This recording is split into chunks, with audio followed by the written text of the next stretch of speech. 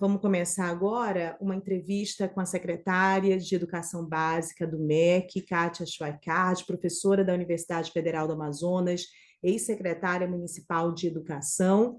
Tem um desafio imenso aí pela frente, que é tratar de todas essas questões relacionadas à educação básica do país.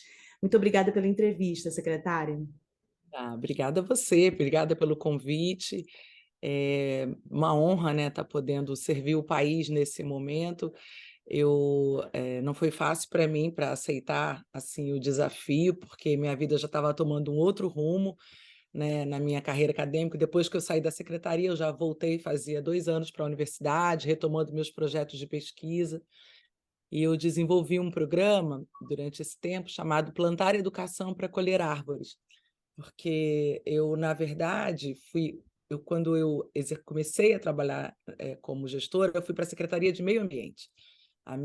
Eu tenho 2 formações, eu sou engenheira agrônoma de formação, originalmente, me formei na Rural do Rio e vim para a Amazônia há 32 anos atrás.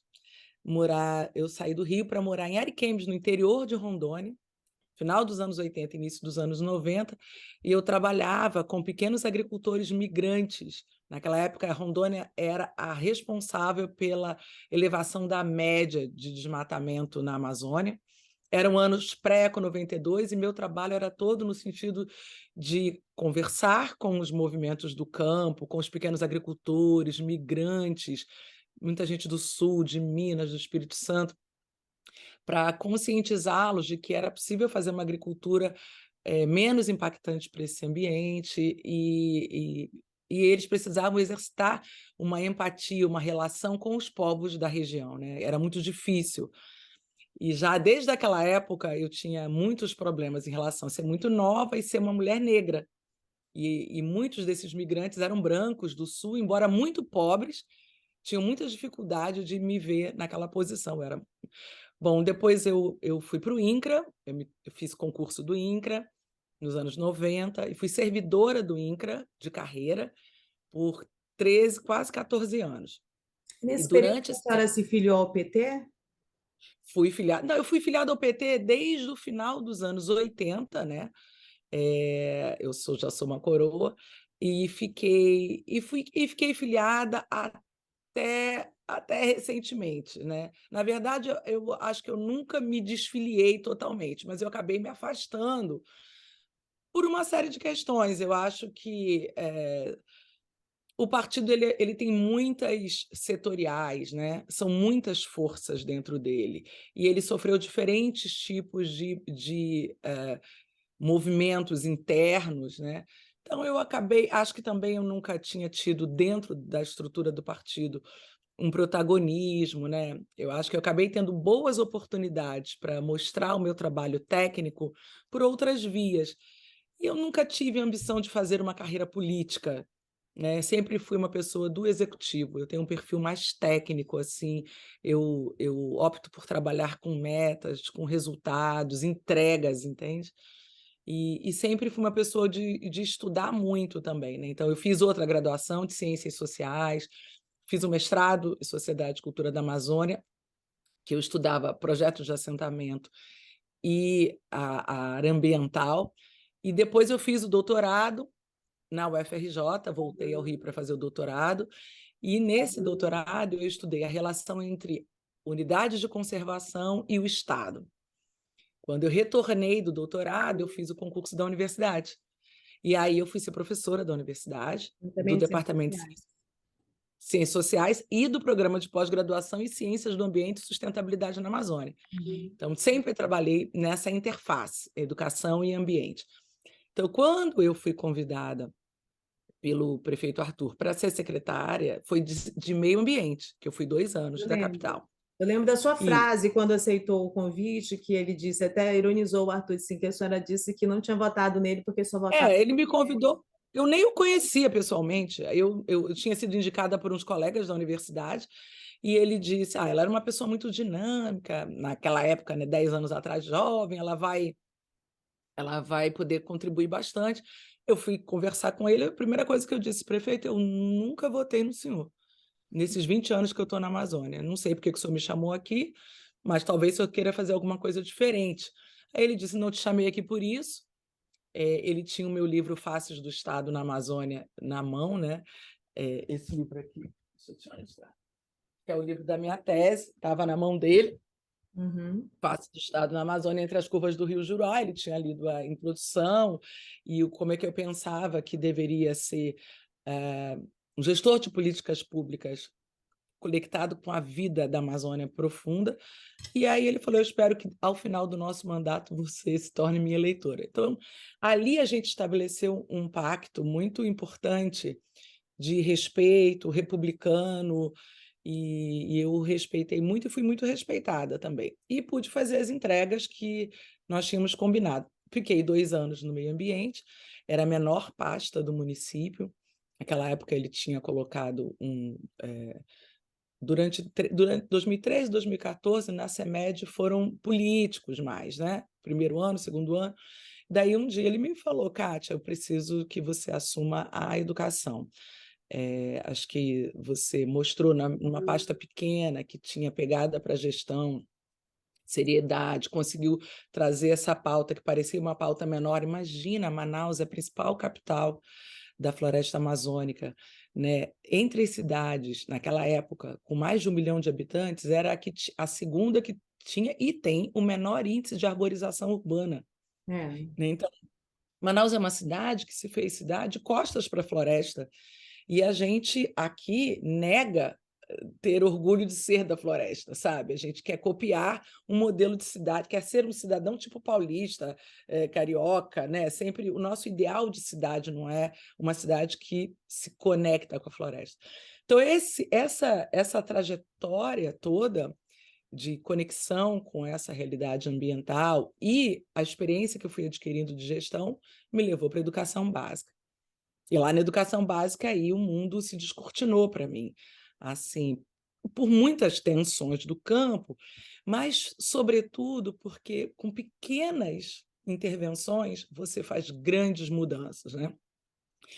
E aí, Rosane, eu acho que é importante a gente lembrar dessa época, os anos que eu assumi em 2015. Que anos eram no Brasil 15, 16? Foram os anos da maior crise econômica antes da pandemia.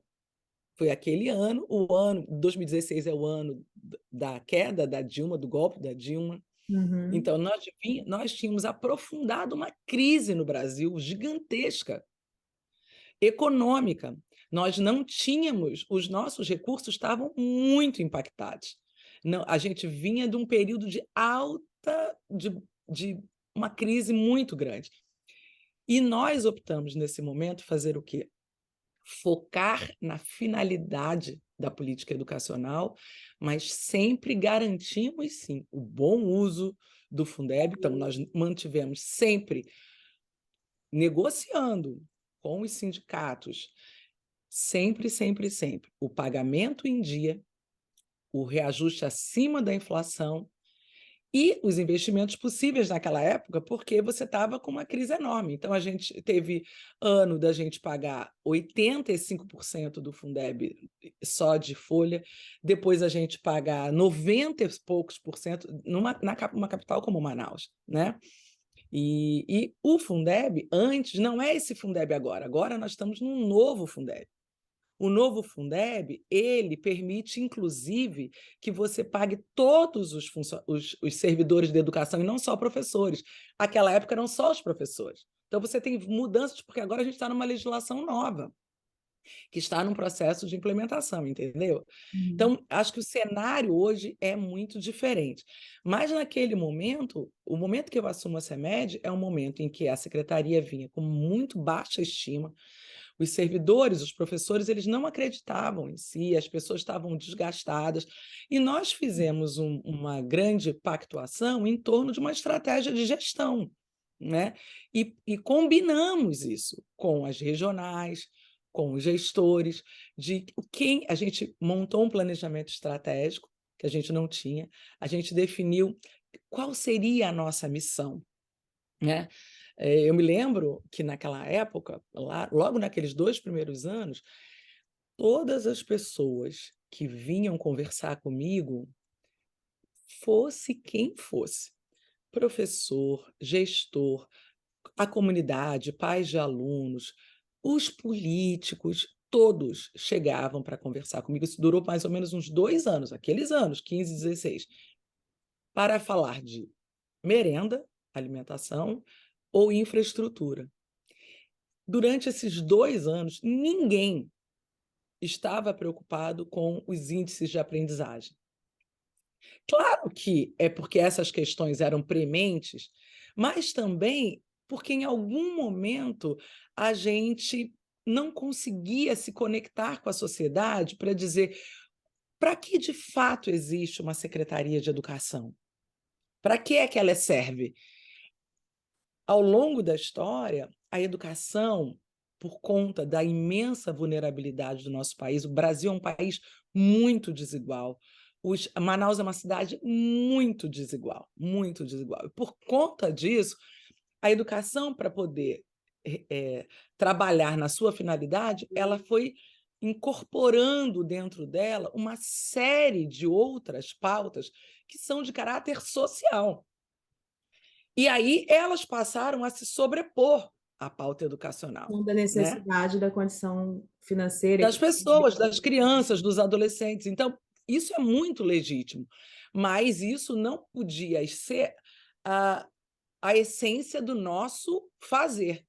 Isso precisava ser cuidado com muita atenção, e foi o que a gente fez, né? Sempre garantindo a merenda. A gente teve pouquíssimas reclamações na época de distribuição de alimentação, a gente tentou recompor tudo.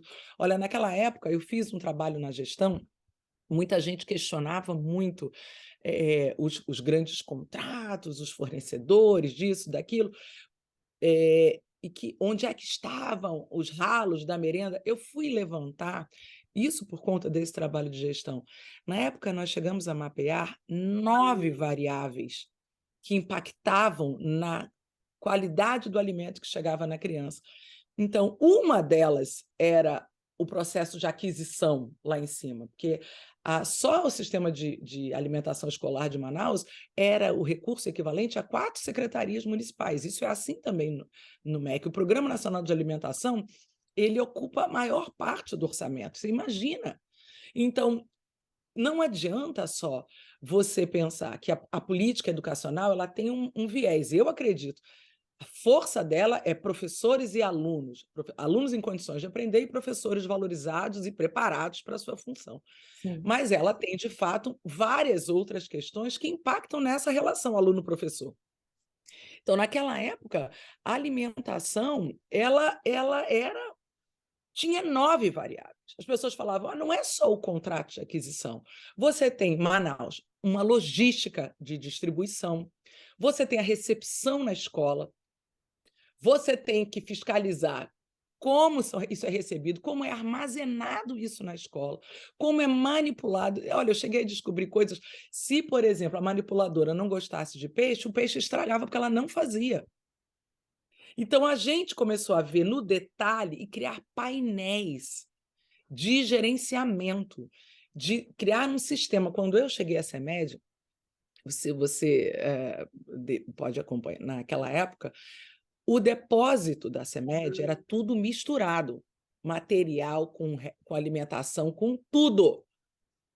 Primeira providência que a gente fez foi organizar um sistema de uma logística específica para separar material escolar de alimento e fazer um sistema de acompanhamento de tudo que entrava, que saía, um sistema para que as escolas não ficassem estocando coisas, mas pedindo na medida em que era de fato necessário. Então, trabalhos de gestão que muitas vezes as pessoas não enxergam, eles foram muito feitos com muita acuidade. Bom, isso a gente fez em relação à alimentação. Currículo, quando eu cheguei na CEMED, bom, se você não tem dado para gerenciar, você não tem como gerenciar. Então, nós começamos a criar indicadores, um programa de gestão integrada do desenvolvimento da educação, para a gente poder ter os indicadores base. Mas para quê? Para dar vazão à nossa missão que nós tínhamos estabelecido. Essa missão foi discutida com muita gente, dentro da própria... A CEMED era uma secretaria de mais de 15 mil servidores, e a gente, 12 mil professores, e nós fizemos o quê? Nós discutimos a nossa missão, que não era clara, e dissemos, olha, nossa missão é fazer educação básica de qualidade, garantindo o acesso, a inclusão, a permanência dos alunos e a valorização dos professores para os desafios da contemporaneidade, né? Então, a partir disso, qual é a nossa missão? É fazer educação básica de qualidade, garantindo o acesso. Então, a gente passou a olhar, isso passa a ser o nosso balizador. Claro que para ter o acesso, o que precisa? Para o aluno ser permanente, para o professor ser valorizado. E aí a gente foi estratificando, mas ninguém pode esquecer que eram os anos da maior crise financeira da história brasileira. Essa necessidade de organização aconteceu nesse contexto. A senhora deu um diagnóstico dessa questão em Manaus, mas ela é uma realidade, né, em várias cidades, no país inteiro, dessa sobrecarga no orçamento da educação para questões sociais que são muito imediatas. Sabe por que você não consegue dar aula se o menino está com fome, né? Não vai. Aliás, muitas vezes é um atrativo para ir para a escola, tem essa realidade toda. O Fundeb, que é o principal financiamento da educação básica no país todo, em todos os municípios, muitos municípios não têm condições desse investimento. Pois bem, esse Fundeb, e justamente a polêmica dele, se vira o abono no salário do professor, se vira um aumento fixo no salário do professor, que representa um valor muito menor. E o abono, numa situação de complicação financeira, acaba sendo um fôlego tremendo para o orçamento dos professores. Bom, mas a gente percebe que aqui no Amazonas, com clareza, ele acabou virando um trampolim político, uma base eleitoral, especialmente em ano de eleição, aquilo ali é segurado para fazer um anúncio, né? Então, assim, como que a senhora vê essa experiência que a senhora teve aqui?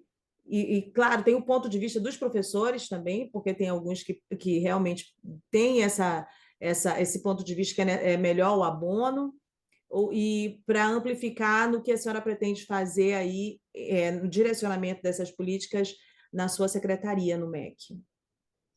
Então, Rosiane, assim, eu acho que o Fundeb é uma legislação muito importante para o Brasil, e o fato dele ter agora, por meio de uma emenda constitucional, ter sido... Hoje ele é um imperativo constitucional, né? Então, acho que isso é uma conquista de todos os trabalhadores da educação no Brasil inteiro. Mas, como a gente estava falando, fazer educação prioritariamente é valorizar aos professores, não só em termos salariais, como em termos de formação, mas tudo isso precisa estar conectado à missão essencial, que é garantir que os alunos, que os estudantes aprendam cada vez mais e melhor. Então, você tem que equilibrar tudo isso nessa balança. E você tem várias pontas desse mosaico, né?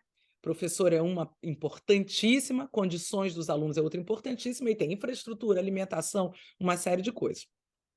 Mas a legislação garante agora, no novo Fundeb, no mínimo 70% para o fomento, salários e remuneração de professores, e agora de profissionais de educação, antes não era profissionais, mas você tem até 30% agora, e antes era até 40%, para investimento em outras áreas, entende? Então, esse equilíbrio é discricionário do gestor. Você tem que entender que é preciso fazer isso. Então, não adianta você pegar todo esse recurso, botar todo em remuneração ou em abono, e você não conseguir. Para uma cidade feita, uma capital, você até consegue no Tesouro algumas outras fontes para otimizar alguns investimentos. Mas você imagina olhando isso para o Brasil, quase 5.600 municípios. A maior parte dos municípios brasileiros só tem o Fundeb para investir em educação. Se tudo isso é colocado em salário, como em boa parte está acontecendo hoje, especialmente pela lei do piso, não há possível fazer investimento nenhum. Então, você cobre um santo descobrindo o outro, E a entende? ONU, então, pior, assim, do ponto de vista estratégico, né, da política até de salarial, não é algo muito... Na minha opinião, e sempre foi assim, abono não é uma boa política. Eu acho que o abono, inclusive, pode levar a uma questão de falta de planejamento de gestão, porque o que que acontece? O abono não é um prêmio. Se você não utilizar aquele recurso todo para a finalidade que está prevista na lei, ele se concentra, você tem que fazer uma partição, é uma obrigação, não é um benefício. Então, aquilo poderia ter sido usado de uma melhor maneira, feito sim, eventualmente, uma bonificação, com uma estratégia e uma intencionalidade. Eu também não acredito que você impacte o ecossistema fazendo isso assim, uma divisão indiscriminada, sabe? Todos nós precisamos trabalhar num plano organizado estratégico, entendeu? E aí eu acho que primeiro, você estava falando, não são todos os professores que não concordam, muito pelo contrário.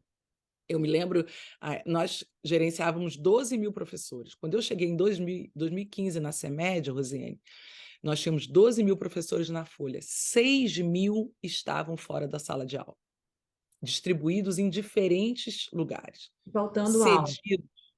Oi? E aula que não tinha. Não. E faltando professores em sala de aula. Então, a gente fez todo um trabalho para atrair professores de volta para a sua função. Gente cedida para gabinetes daqui, dali, licenças mil, e a gente foi tentando fazer um trabalho para pactuar essa missão e trazer essas pessoas de volta. Entende? Então, isso foi uma coisa feita. Isso é simples? Não é simples. Tudo isso gera muita atenção. Mas tanto a história mostrou que a gente estava correto, que a gente conseguiu atrair desses 6.000, mais de 3.000 de volta, pactuamos sim metas e resultados, e essas metas não estavam relacionadas a treinar alunos para a prova, muito pelo contrário. Em 2016, nós abrimos aqui em Manaus a primeira escola de educação integral transformadora de todo o norte do Brasil, que é a Valdir Garcia, ali na zona sul da cidade, sem ter feito uma obra de infraestrutura, por um trabalho que a gente conseguiu fazer com a gestão e os professores. Essa escola, com esses professores, agora, inclusive esse ano, foi o primeiro lugar no IDEB em Manaus, e foi também em 2017. Era uma escola que não tinha prova, então ninguém estava treinando aluno para a prova, ninguém estava maquiando nada. A gente estava fazendo um trabalho de base. A gente criou em Manaus as primeiras escolas de educação integral sem recurso nenhum para fazer obra. Foi no final da nossa gestão que a gente foi entregando os CIMs, que a gente entregou 5 CIMs, complexos educacionais. Então, tudo isso foi feito porque a gente foi construindo um trabalho de base com aqueles que estavam entendendo e querendo contribuir.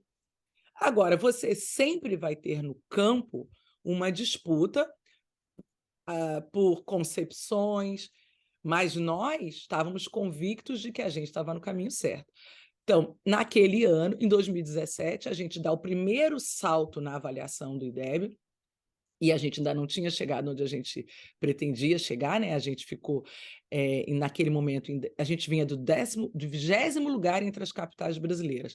Chegamos a 13º nas séries finais e 11º nas séries iniciais, e depois, na edição seguinte, a gente chega em 9º nas séries iniciais e 10º nas séries finais. Então, com esse trabalho, claro que isso o Brasil olhou para a gente, falou, vocês estavam fazendo, e a gente discutindo, debatendo. Agora, houve um momento muito duro em que as pessoas não estavam, alguns professores, não eram, a imensa maioria não é, tanto é que hoje, desde que eu fui indicada, houve algumas vozes dissonantes, mas elas eram minoria. Verdade é essa. A maioria me cumprimentou, ficou orgulhosa, falou, nossa, você vai levar a voz de quem conhece a Amazônia, de quem conhece os desafios. A educação brasileira nunca olhou profundamente, não é para Manaus. Você vê que Manaus, com organização e gestão, chega lá. Mas para o interior. 80% das nossas escolas dos municípios do interior da Amazônia são escolas rurais, ribeirinhas. 80% dos contratos dos professores são temporários e as salas são multisseriadas. Esses alunos sequer fazem avaliação. Uhum. Então, quando a gente está falando dos números, a gente não está sabendo que tem uma parcela enorme de estudantes que sequer a gente sabe o que eles estão aprendendo, Sim, o entende? controle disso, né? Secretária, nós temos 27 minutos de entrevista. Foi excelente conteúdo até agora, porque a senhora deu esclarecimentos e dados muito específicos, detalhes pontuais, que têm a ver com críticas que a senhora está recebendo, e é importante que a senhora tenha esse espaço também para fazer todos esses contrapontos, porque, afinal de contas, foram eles que lhe credenciaram para essa função que é importantíssima. Eu chego a avaliar que este é um cargo aqui do Amazonas mais importante que é ocupado nesse momento, porque a senhora já vive aqui há mais de 30 anos.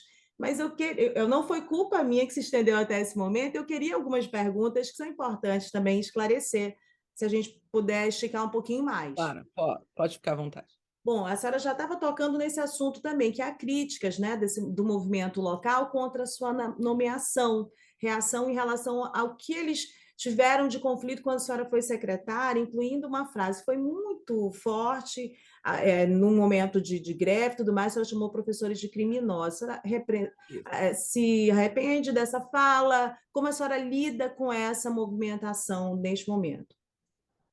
Rosiane, primeiro, isso não é verdade, né? O contexto foi o seguinte: essa frase é tirada de um contexto. Nós estávamos mobilizados para a realização da avaliação do SAEB. Todas as escolas, e nós tínhamos nos preparado, e a gente estava tomando o caminho correto, tanto é que foi naquela avaliação que a gente deu o primeiro grande pulo no IDEB. E alguns professores, não eram todos, era um grupo relativamente pequeno, que não estava satisfeito com a nossa relação, a nossa condução. Eu sempre recebi os movimentos, inclusive existe um dos sindicatos de professores e trabalhadores de educação aqui, antes de mim nunca havia sido recebido por nenhum secretário. Eu sempre os recebi. E os recebi separadamente, nunca botei todo mundo junto para fazer os sindicatos que competem também entre si, os recebia respeitosamente, sempre. E por ocasião desse momento, eles disseram, a gente já tinha negociado o reajuste, isso já estava pacificado, era acima da inflação, era depois daquela crise que eu te expliquei, não é o que é hoje, você está vendo essa sobra de recurso com o novo Fundeb, porque o cálculo é outro, naquela época não era. E mesmo assim nós valorizamos e garantimos, nunca Manaus deixou de pagar acima da inflação, então naquele momento. E aí eles também, no sentido de desqualificar essa estratégia de gestão para metas e resultados, foram para a porta da CEMED sem pedir uma agenda comigo, não haviam pedido. E colocaram umas faixas, Rosiane, fora Catirina. Quem é Catirina? É a personagem do Boi, que é a mulher preta da fazenda. Eu até me emociono um pouco com isso. Eu fui muito ofendida. E naquela época também, Kátia Serafina.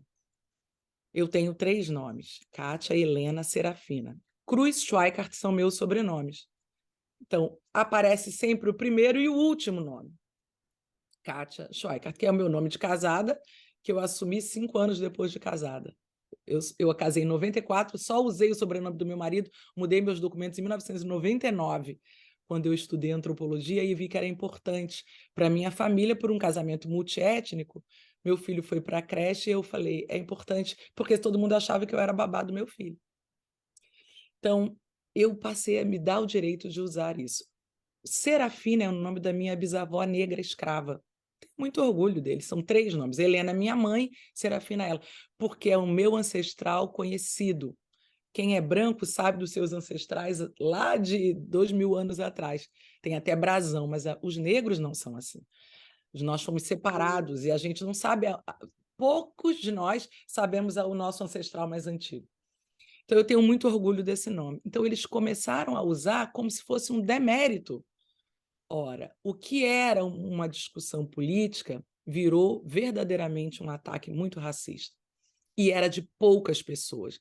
Por isso, naquele momento, o que eu disse foi o seguinte: esse movimento de boicote à prova, ao SAEB, chega até a ser um ato criminoso. Foi isso que eu disse. Não chamei nunca professor nenhum de criminoso. Muito pelo contrário, porque a maioria dos professores acreditava no nosso trabalho, como acredita até hoje. Tenho grandes amigos comigo. Eu estou levando comigo para o MEC uma professora histórica da CEMED, a Euseni Araújo, que foi minha subsecretária, era uma formadora, foi minha subsecretária toda a vida. Alguém de 30 anos de CEMED. Então, não é verdade isso. Eu disse um ato criminoso de um grupo que estava me atacando pessoalmente e saindo da arena da discussão política para uma arena muito séria. E aí, Rosiane, eu acho que é isso. Isso volta agora de novo. Pois é, essa Existe. campanha contra o seu nome, a sua permanência no governo Lula, desse grupo, lhe preocupa? Isso pode atrapalhar o seu trabalho? Não, acho que agora não mais. O ministro e o presidente Lula. Lembra lá do mesmo jeito que o Arthur, que era uma outra vertente, Uhum. disse: eu não te chamei aqui por isso, eles também. Eu não te chamei aqui por isso, a gente sabe exatamente o que você é capaz de entregar como trabalho, e é isso que o Brasil precisa. Organização da gestão, o presidente Lula está dizendo que agora é a hora da educação básica, ele está olhando para isso. Nós temos gravíssimos problemas relacionados ao pós-pandemia, nós temos um problema gravíssimo em relação à alfabetização, não só na idade certa, ao final do segundo ano, mas ao longo de toda a aprendizagem, principalmente do ensino fundamental. Os alunos estão no 8º, no 9º ano, vários deles com problemas sérios de alfabetização. Só para Então, esclarecer para os nossos ouvintes, para deixar um pouco mais, que eu entendi o que a senhora falou. Tem o problema de o aluno estar na série correta, na idade correta, que é o que a senhora isso, falou da série, e tem o problema da defasagem do aprendizado. E aí eu conto uma isso. experiência aqui na comunidade Jesus me deu, a gente pediu, tem um trabalho voluntário que é feito por um grupo de amigos, eu participo, e a gente pediu para a criança anotar o nome, estava na 5ª série, ela escreveu A, E, I, O, U na 5ª série, não sabe escrever o próprio nome. Então, essa defasagem de aprendizado, isso aí é o É mais isso aí. grave, mas há uma série, né, que foi piorada pela pandemia. Foi piorado pela pandemia. Na verdade, sempre foi muito ruim, né? Mas com a pandemia, você tem uma geração que, por exemplo, em 2019 estava no 3º ano, e em 20 foi para o 4º automaticamente, em 21 foi para o 5º e retorna para o presencial no 6º ano. Você imagina uma criança recém saindo do processo de alfabetização, indo do Fundamental 1, que é um professor, aquelas relações mais próximas, para o 6º ano, com Uhum. 5, 6 professores. Sabe, esse buraco, esse fosso é o que tem que estar no nosso radar. E aí a coragem do presidente Lula de ter montado um ministério com um ministro do Ceará, que é uma pessoa que conseguiu também botar o Ceará, que é um estado do norte, evidentemente lá tem outras condições, existe uma continuidade política que Uhum. garantiu a priorização da educação, coisa que isso não acontece na maior parte do Brasil, então não é um modelo replicável, mas o fato de quererem alguém da Amazônia que entenda de educação e que tenha conseguido obter alguns resultados, é para que a gente garanta essa voz também, a voz dos municípios. As políticas do MEC precisam considerar a realidade de um Brasil profundo, né? Não é só o para todos, é para todos mesmo. E aí tem uma leva grande que nem nas avaliações aparecem. Quem são eles? Onde é que eles estão? Como é que nós podemos direcionar políticas educacionais que garantam uma aprendizagem, o direito de uma aprendizagem para essas crianças, adolescentes, jovens e adultos, né? Então, é nesse caminho que a gente está indo.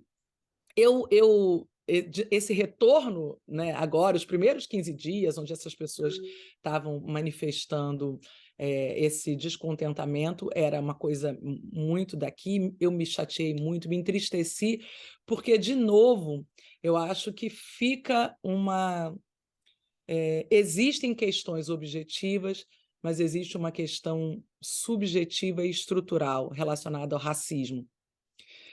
Uma mulher como eu, fiz 2 graduações, o mestrado, o doutorado, todos os cargos que eu ocupei foram por concurso público e todos eles não foram por indicação política, os cargos de gestão. Ao contrário, eu chego nos governos, eu estou vindo de outro lado, de um lado de cá. Então, o que que eu levo da minha vida? Uma trajetória de seriedade, de compromisso e sobretudo, a minha ancestralidade, né. Eu não estou no lugar que eu estou ocupando por favor de ninguém, é por compromisso com aqueles que mais precisam de política pública de qualidade. E eu aprendi na educação básica o que eu não tinha conseguido entender com profundidade na área ambiental, mas foi na educação básica aqui em Manaus que eu entendi. Principalmente no meu primeiro ano da pandemia, que eu ainda era secretária, 2020. E Manaus foi a primeira cidade do Brasil, a primeira capital do Brasil, onde a gente colocou aulas do Fundamental 1 e da educação infantil em plataformas digitais e TV aberta. Quando todo mundo dizia: "Não dá para fazer nada", a gente não estava querendo passar conteúdo, a gente estava querendo se manter conectado com as pessoas. Porque quando todo mundo falou: "Vai para casa, fica em casa", ficar em casa é bom para quem tem um lar. Para quem não tem nada, for um lugar de muita violência, de muita ausência de tudo e, sobretudo, a ausência do Estado. Então, quando a gente se conecta e fala com o povo da educação, a gente está dizendo: "Olha, nós estamos aqui com vocês". Então, a gente mostrou, naquele primeiro ano da pandemia, que educação é, de verdade, a política pública que chega mais perto da população mais socialmente vulnerabilizada.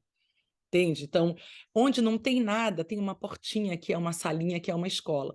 Então aquilo representa muito para as comunidades, sabe? Um professor, ele é uma autoridade. Então, é para esse lugar que a gente tem que olhar se a gente quer retomar esse Brasil, é para essa gente que a gente tem que trabalhar para valer. Essa experiência, o orgulho de ser da Amazônia, o orgulho de ser uma mulher negra, que tenho muito orgulho de ter me preparado para fazer o que eu estou fazendo. E, claro, evidentemente, Rosiane, hoje eu estou muito mais madura, eu aprendi muito, né?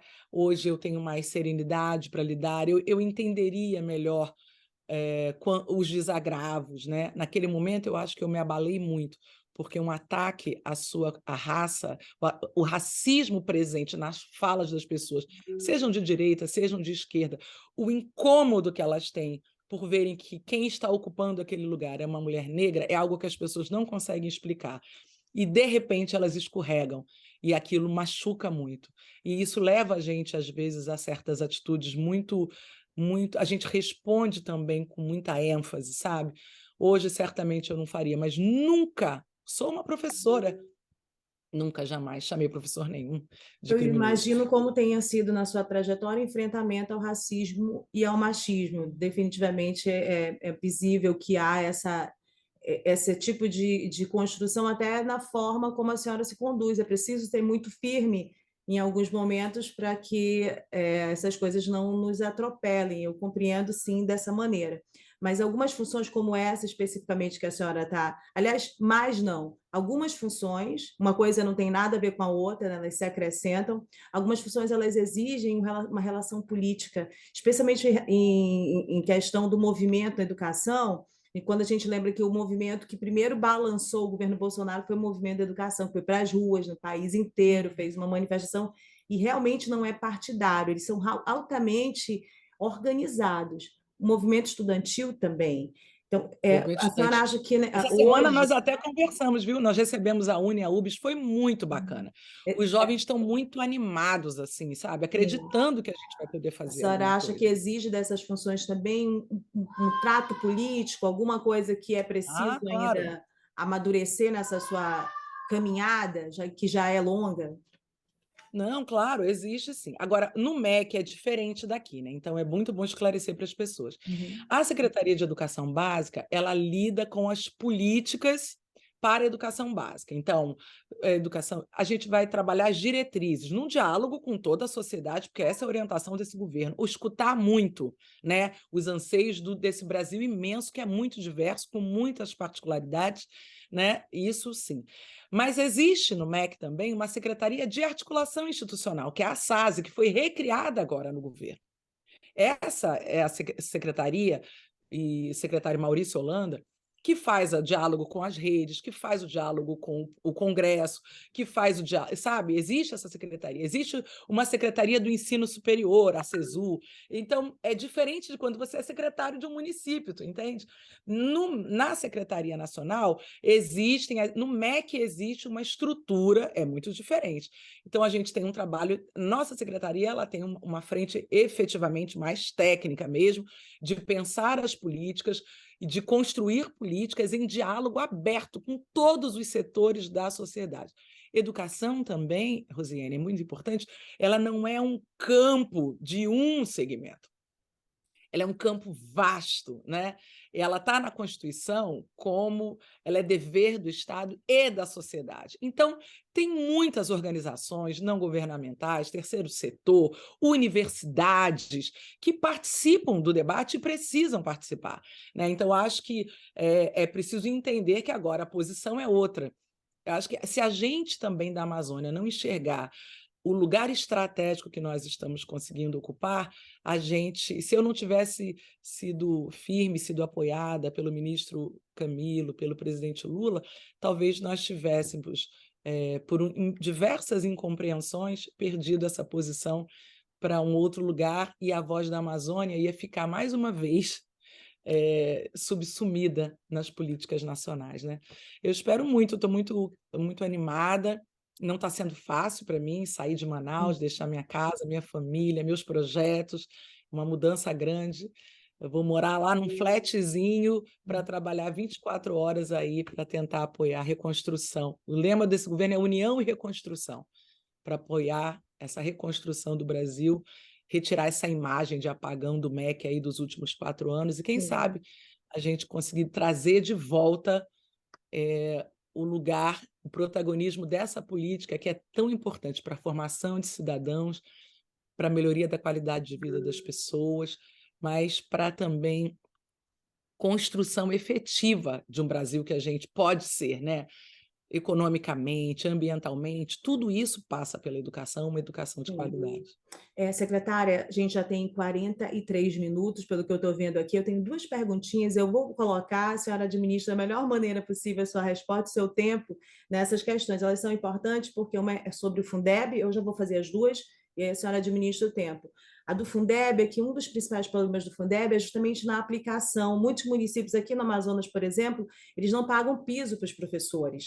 E há uma série, semana passada mesmo, professores indígenas lá em São Gabriel fizeram uma série de manifestações pedindo uma aplicação mais transparente, pedindo abono, alguns deles também, como acontece aqui em Manaus. Então, assim, há uma série de questões relacionadas à execução, inclusive de investigação sobre essa execução desses orçamentos, que os ministérios públicos estaduais não fazem, porque muitos dizem que é do trabalho do MPF, quando na verdade não é. Não sei se sairia da sua secretaria também alguma coisa nesse sentido, porque é a aplicação que vai dar o resultado, a aplicação correta que vai dar o resultado para a educação básica. A outra pergunta é que a gente entrevistou na Band News algumas pessoas que participaram da transição, especificamente sobre a educação. O Ian Ivanovic foi a nossa fonte, acho que ele foi o único nome que participou da transição, e ele falava que ele e a Fátima Cleide, né, a deputada de Rondônia, eles falaram muito a respeito da questão de fazer um contexto de aplicação, enfim, de educação voltada para a Amazônia, com as características, e são várias delas, né, das regiões da Amazônia, e o que a senhora pensa a respeito da educação básica nesse ponto específico que está no material entregue da transição? Então, olha, 2 ótimas perguntas. Fundeb é uma lei, né? Então, qualquer alteração, ele precisa passar pelo Congresso. Uma coisa muito importante que a sociedade precisa ficar atenta é que ano que vem vai ser um ano de revisão do Plano Nacional de Educação, né? Faz 10 anos, e várias das metas a gente não conseguiu atingir por muitos motivos, sobretudo agora nos últimos anos pela pandemia. E também o ministro tem uma ansiedade de trabalhar pela implementação do Sistema Nacional de Educação. Quem vai coordenar todo esse debate é a SASE, não é a SEB, não é a Secretaria de Educação Básica, é a Secretaria de Articulação Institucional. A questão do piso é uma outra grande discussão que também vai precisar ser enfrentada no Brasil, né? A lei do piso é uma grande conquista dos professores, dos trabalhadores da educação, mas ela precisa estar conectada com as questões econômicas atuais, né? A lei do piso salarial, ela está levando a algumas realidades no Brasil ao estrangulamento. Há um grande debate sobre isso.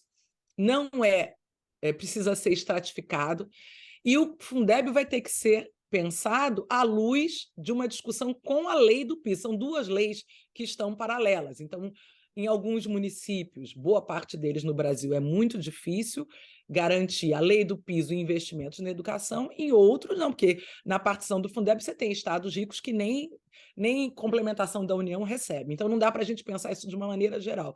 Mas eu penso que nos próximos esse ano e o ano que vem, o Ministério vai sim tentar fazer uma discussão junto com o Concede, com a Undime, com os gestores da educação no Brasil, escutando esse segmento, suas angústias, e os movimentos de trabalhadores da educação, para chegar a termo. Acho que é sentar à mesa para discutir e avaliar, olhando para os diferentes contextos, né?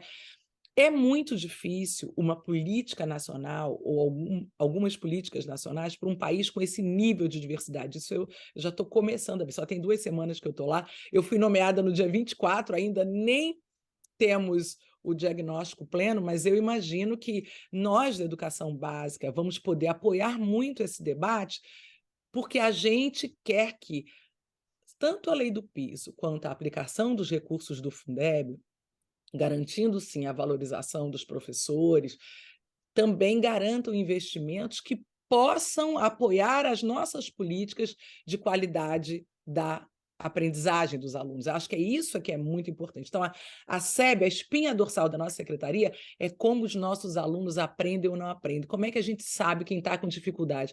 Como é que a gente apoia as redes para que os alunos tenham melhores condições para aprender e os professores sejam melhor formados e tenham condições de apoiar seus alunos nos seus processos de aprendizagem.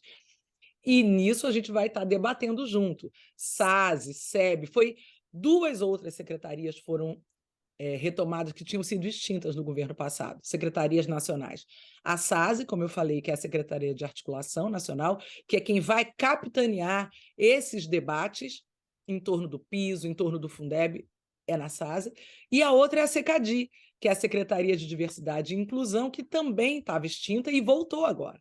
Então, jovens e adultos está na SECADI, diversidade, questões indígenas. Então, a orientação do ministro Camilo é que todas essas secretarias trabalhem muito integradas, de modo transversal, olhando para dados de base e entregas que a gente precisa fazer no menor tempo possível, né? Não está sendo fácil, a gente está tendo muita dificuldade de organizar a casa. Os secretários nacionais foram nomeados agora. Os secretários nacionais, semana passada, até estavam falando, Kátia, finalmente foi nomeada. Todos foram nomeados no mesmo dia, para você ver como é que são as coisas. Todos fomos nomeados no mesmo dia. Não tem a ver com esse debate local, você está entendendo? Aliás, na educação foi muito mais rápido que em outros ministérios que ainda Então, estão com e cargos eu fui em execução. nomeada no mesmo dia, do Maurício Holanda, da Zara, sabe? A Eu Helena acho que foi Sampaio. um dos ministérios que eles mais protegeram a questão política, talvez, assim, dentro do possível do que é a política nacional, tudo mais, mas o próprio ministro foi rapidamente indicado antes de todas aquelas pressões. O ministro, na primeira hora, foi nomeado o ministro e a presidente do FNDE, porque eles estavam muito preocupados com a questão dos recursos, né? E a retomada das obras que estão paralisadas. A secretária Isolda, que é a secretária executiva, foi no dia 20. Olha, eu e os demais no dia 24. Então, na verdade, não houve. Tudo foi analisado e fomos todos no mesmo dia, e agora nós ainda estamos aguardando a nomeação dos diretores nacionais das políticas, entende? Então, assim, e a gente já está trabalhando muito para tentar organizar minimamente, para entregar no plano de 100 dias uma grande diretriz nacional. Eu já posso adiantar que as 3 principais frentes que a gente vai atacar por determinação do presidente Lula e do ministro Camilo, e da secretária Isolda é alfabetização na frente de idade certa, então fortalecer o apoio às redes para um regime de colaboração entre estados e municípios para garantir a alfabetização na idade certa, que pela nova lei é ao final do segundo ano, e um suporte à recomposição das aprendizagens, também com foco na alfabetização, por essas questões que a gente está vendo aí, dos meninos estarem no 7º, no 8º ano, com problemas graves de alfabetização. Alfabetização, 1. 2, é um programa forte de ampliação do tempo integral. Então, também regime de colaboração, inspirado na experiência de vários estados que estão trabalhando, aumentando o percentual de tempo integral, especialmente no ensino médio, mas também olhando um pouco para o Fundi 2. E um terceiro, que é a gente ter uma voz mais efetiva da educação no debate de ampliação da conectividade, que hoje está disperso em vários ministérios, né? Uma parte da discussão sobre conectividade está no Ministério das Comunicações, teve um tempo no Ministério da Defesa, inclusive no programa Amazônia Conectada, e tem uma parte que está no MEC, né? Que o MEC coordena o programa Educação Conectada. Então, tudo isso, essas 3 frentes são aquelas em que a gente vai ter que se envolver. Um plano de alfabetização em regime de colaboração com muita força, educação, conectividade e a tentar apoiar as redes para ampliação do tempo integral para começar a conversa. Então, a gente está se preparando para isso, e eu espero que a gente também consiga garantir, dentro da nossa estrutura, da discussão do novo Fundeb, de modo a que ele possa ser, de fato, bem utilizado para garantir, sim, os direitos dos trabalhadores da educação, mas também apoiar municípios que possam fazer investimentos mínimos, que são aqueles que, de fato, são alvo dessa política de redistribuição, né? Tem várias questões do novo Fundeb que precisam ser observadas, né, Rosene? O VAR, por exemplo, ele é ele não é um volume grande, está em torno de 2,5%, mas ele está relacionado, por exemplo, a você ter garantir uma aprendizagem de mais qualidade para estudantes pretos, pardos, indígenas, está lá no VAR. Então, as redes vão precisar olhar para isso com mais atenção para poder fazer uso desse recurso, e também escolha de diretores escolares, gestores escolares, por processos de qualidade e escolhas democráticas, mas envolvendo critérios também de preparação desses gestores. Isso está lá no VAR, está na lei do Fundeb. Então, o Fundeb, a novo Fundeb, ele traz estratégias de indução, de olhando para ampliação da equidade. Então, quando o VAR diz, olha, é preciso olhar para uma aprendizagem de qualidade para estudantes pretos, pardos, está lá no VAR. Então, as redes vão precisar se preparar para isso, ter dados. Como é que os estudantes pretos aprendem? O que eles têm dificuldade? Se você não demonstrar que está melhorando essa aprendizagem, você recebe menos recurso. Entende? Então, são debates que a gente quer ajudar as pessoas a entenderem, mas não só no ponto de vista político, principalmente para a gente garantir o direito à aprendizagem de crianças, adolescentes, jovens e adultos, especialmente os grupos mais socialmente vulnerabilizados. É para eles que a gente está olhando. Olha, secretária, muito obrigada. Eu sei que o seu tempo está extremamente complicado, mas é muito importante tudo que a senhora falou, a entrevista, eu lhe agradeço. Desejo sorte, sucesso no trabalho que a senhora tem todo pela frente. E já adianto um convite, vou abusar aqui, que nos seus 100 dias, daqui a um tempo que a senhora possa fazer uma avaliação, a gente possa fazer uma nova entrevista com a senhora para falar especificamente sobre a Amazônia e sobre a educação indígena, que eu acho que ela tem toda uma outra característica completamente diferenciada do que hoje a educação trata, e ela sofre muito com essa falta de visão a respeito das necessidades. Vai ser um super prazer, mas, como eu te falei, quem vai coordenar essa pasta é a SECADI, não é a SEB, Sim. mas a gente pode estar junto discutindo pela nossa experiência com a Amazônia. Eu quero muito poder esclarecer, falar para a população e que a nossa voz está aqui na direção da garantia de direitos, muito mais do que qualquer outra coisa. Direitos daqueles que, historicamente, foram invisibilizados nas políticas. Certo, muito obrigada. Obrigada a você, Rosiane. Um ótimo dia.